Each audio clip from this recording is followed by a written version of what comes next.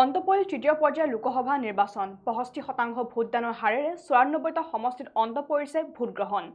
জাৰি কৰা হ'ল সপ্তম পৰ্যায়ৰ লোকসভা নিৰ্বাচনৰ অধিসূচনা। নিৰ্বাচন আয়োগৰ তৰফৰ পৰা জাৰি কৰা হৈছে এই অধিসূচনা।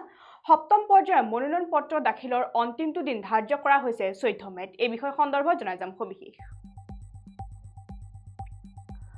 দেশত অন্ত পৰিল তৃতীয় পৰ্যায়ৰ লোকসভা নিৰ্বাচন। ৬৫% ভোটদানৰ হাৰেৰে ৯৪টা সমষ্টিত অন্ত পৰিছে ভোটগ্ৰহণ। জাৰি কৰা হ'ল সপ্তম পৰ্যায়ৰ নিৰ্বাচনী অধিসূচনা। নিৰ্বাচন আয়োগৰ তৰফৰ পৰা জাৰি কৰা হৈছে এই অধিসূচনা। সপ্তম পৰ্যায়ৰ মনোনয়ন পত্ৰ দাখিলৰ অন্তিমটো দিন ধাৰ্য কৰা হৈছে ১৪ মে'ত। আনহাতে ১৫ মে'ত পৰীক্ষা কৰা হ'ব মনোনয়ন পত্ৰসমূহ। মনোনয়ন পত্ৰ প্ৰত্যাহাৰৰ অন্তিমটো দিন ১৭ মে'।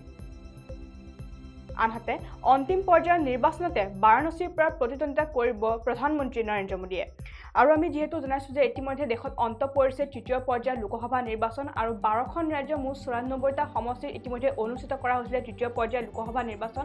আৰু অসমৰ প্ৰায় 4টা লোকসভা সমষ্টিত তৃতীয় পৰ্যায়ৰ তথা অন্তিম পৰ্যায়ৰ লোকসভা নিৰ্বাচন ইতিমধ্যে অনুষ্ঠিত কৰা হ'ল। আৰু তৃতীয় পৰ্যায়ৰ লোকসভা নিৰ্বাচনক লৈ অসমৰ যিসমূহ ৰাজনৈতিক দল আছিল সেই ৰাজনৈতিক দলসমূহৰ মাজত তৎপৰতা হোৱা দেখিবলৈ পোৱা গৈছিলে।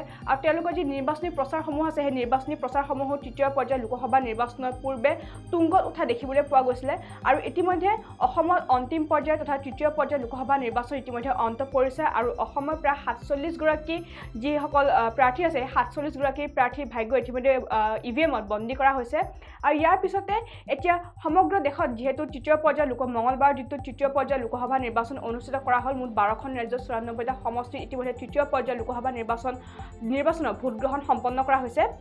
আৰু শেহতীয়া তথ্য অনুসৰি ৬৫% ভোটদানৰ হাৰেৰে ৯৪টা সমষ্টিত অন্ত পৰিছে ইতিমধ্যে ভোটগ্ৰহণ প্ৰক্ৰিয়া। ভাৰতৰ মুঠ ৯৪টা সমষ্টিত তৃতীয় পৰ্যায়ৰ লোকসভা নিৰ্বাচন অনুষ্ঠিত হৈছিলে।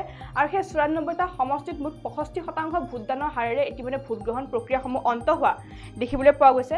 আৰু তৃতীয় পৰ্যায়ৰ লোকসভা নিৰ্বাচনৰ অন্ত হোৱাৰ লগে লগে এতিয়া নিৰ্বাচন আয়োগৰ তৰফৰ পৰা সপ্তম পৰ্যায় তথা দেশৰ অন্তিম পৰ্যায়ৰ লোকসভা নিৰ্বাচনৰ যি অধিসূচনা আছে সেই অধিসূচনা জাৰি কৰা দেখিবলৈ পোৱা গৈছে। আৰু নিৰ্বাচন আয়োগৰ তৰফৰ পৰা মঙলবাৰৰ দিনটোত এই অধিসূচনা জাৰি কৰা দেখিবলৈ পোৱা গৈছে।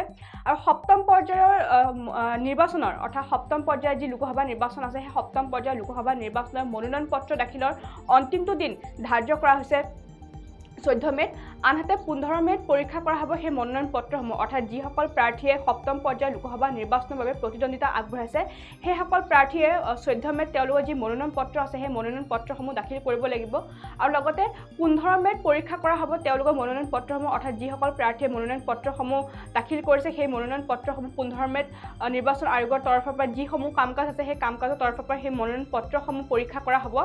আনহাতে কোনো প্ৰাৰ্থীয়ে যদি মনোনয়ন নিজৰ মনোনয়ন প্ৰত্যাহাৰ কৰিব বিচাৰে তেতিয়া তেওঁলোকৰ বাবে সেই অন্তিমটো দিন হৈছে ১৭ মে'। ১৭ মে'ত মনোনয়ন পত্ৰ প্ৰত্যাহাৰৰ অন্তিমটো দিন ধাৰ্য কৰিছে নিৰ্বাচন আয়োগৰ তৰফৰ পৰা। আনহাতে অন্তিম পৰ্যায়ৰ নিৰ্বাচনতে বাৰাণসীৰ পৰা প্ৰতিদ্বন্দ্বিতা আগবঢ়াব প্ৰধানমন্ত্ৰী নৰেন্দ্ৰ মোদীয়ে। অৰ্থাৎ প্ৰধানমন্ত্ৰী নৰেন্দ্ৰ মোদীয়ে এই অন্তিম পৰ্যায়ৰ তথা দেশৰ সপ্তম পৰ্যায়ৰ নিৰ্বাচনতে বাৰাণসীৰ পৰা প্ৰতিদ্বন্দ্বিতা আগবঢ়াব বুলি ইতিমধ্যে আমি পূৰ্বতেও সদৰি কৰিছোঁ। আৰু আজিও স্পষ্টভাৱে খবৰ লাভ কৰা হৈছে যে অন্তিম পৰ্যায়ৰ নিৰ্বাচনে অৰ্থাৎ দেশৰ সপ্তম পৰ্যায়ৰ লোকসভা নিৰ্বাচনতে বাৰাণসীৰ পৰা প্ৰতিদ্বন্দ্বিতা আগবঢ়াব প্ৰধানমন্ত্ৰী নৰেন্দ্ৰ মোদীয়ে। আৰু ইয়াৰ লগে লগে ১ জুনত হ'বলগীয়া সপ্তম তথা অন্তিম পৰ্যায়ৰ ভোটগ্ৰহণৰ বাবে মঙলবাৰৰ দিনটোত নিৰ্বাচন আয়োগৰ তৰফৰ পৰা ইতিমধ্যে শেষৰখন অধিসূচনা জাৰি কৰা দেখিবলৈ পোৱা গৈছে।